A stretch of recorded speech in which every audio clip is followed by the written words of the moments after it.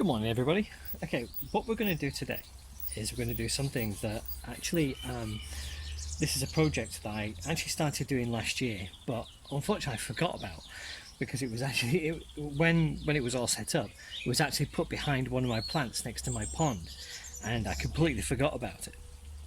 So what I'm going to do now is I'm going to quickly run through what it is. Everybody knows that I love bees, and I've been trying really hard to get some kind of bee sanctuary in the garden. But bees are not the only pollinators that we've got. The other ones that we've got are hoverflies. Now, hoverflies are just as important, well, not quite as important as bees, let's be honest, but they're still really important. They do a brilliant service to the garden if you don't have an awful lot of bees. But these insects need something a lot different, a habitat that's a lot different than bees do. Bees just need either a hole in the wall or something like this.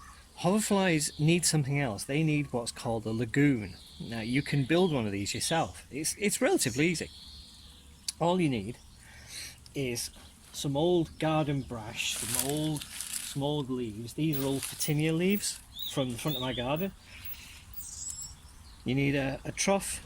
You need what's an old milk bottle, really, just cut in half, just below the handle there, and some sticks. Now, the sticks are better off if they're older sticks, so they're woody and dried, but if you get green stuff, it's fine. All they are there for is so that the insects have got something to use to climb out of this trough. Okay, what we need to do is with your trough. Now, I'm reusing the trough from last year, so I've already made a head start on this.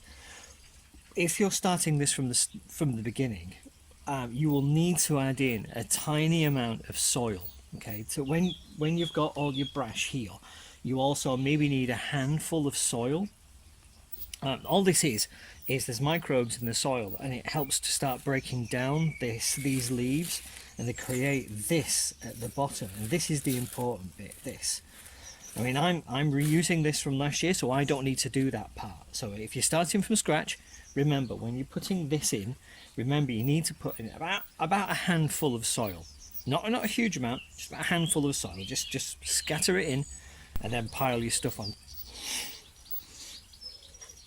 Okay, I've had to make this video about 5 times now because people keep calling me. Sorry.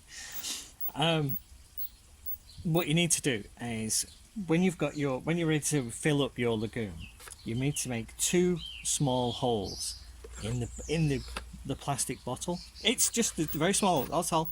You don't have to have water flowing through. It's just to help even out any water, because if there's too much, it'll flood. Otherwise, it'll be fine. So what you're going to do is you're going to put the plastic part into here, and we're going to pack in around here all of these leaves. So if you've got any green stuff, you can put a little bit of green stuff in if you want to, and that's fine, but don't put too much in.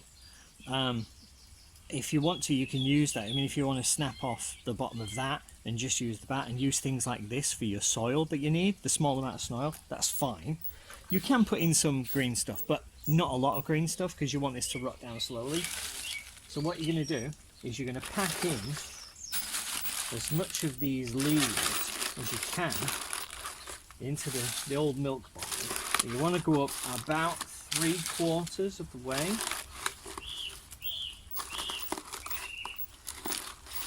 You want it about as high, about 3/4 of the way. So if you pack it up to about there, but pack it in fairly tight if you can. Okay, and then what you're going to do now is you're going to pack in around, I mean, don't forget, I've already started this from last year. You want to pack in around the sides of this.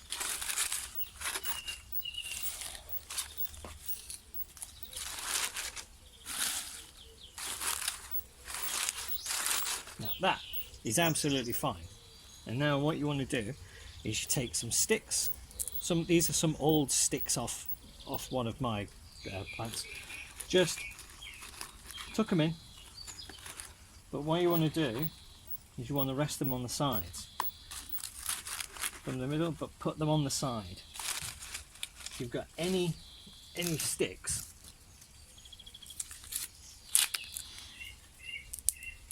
just make sure that when they come from the middle, you always rest them on the side. Like that. I mean, that's absolutely fine. And you can put more in if you want.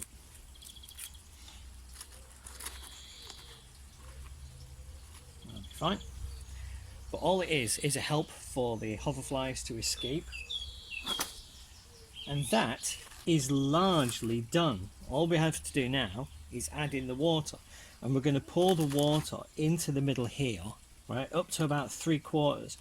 And with those 2 holes on the side, it will slowly seep out into the bottom. And what you'll find is that over time, when all this starts rotting down and letting off all those fumes, it will attract hoverflies. And with all the water being in there, they'll land on the leaves and they'll crawl down and they'll lay eggs in that water layer. And they will start to climb out. And what they will also do is, when the larval stage, the egg stage comes to the larval stage, they'll crawl up to the top, and then they'll live on all this rotting leaves and such, and then they'll become the flies eventually. And that is largely it. And what you want to do is you want to place this somewhere out of the way in the dark, out of the sunlight. It must be out of the sunlight, otherwise it'll just cook and it'll boil off all the water. Not good. And this is why I forgot about it, because I actually placed it over there next to my pond, and that's why I forgot about it, because it was behind a yucca. Go figure. Perfect place for it, but it just means I forgot about it. So that's it. Have a great day.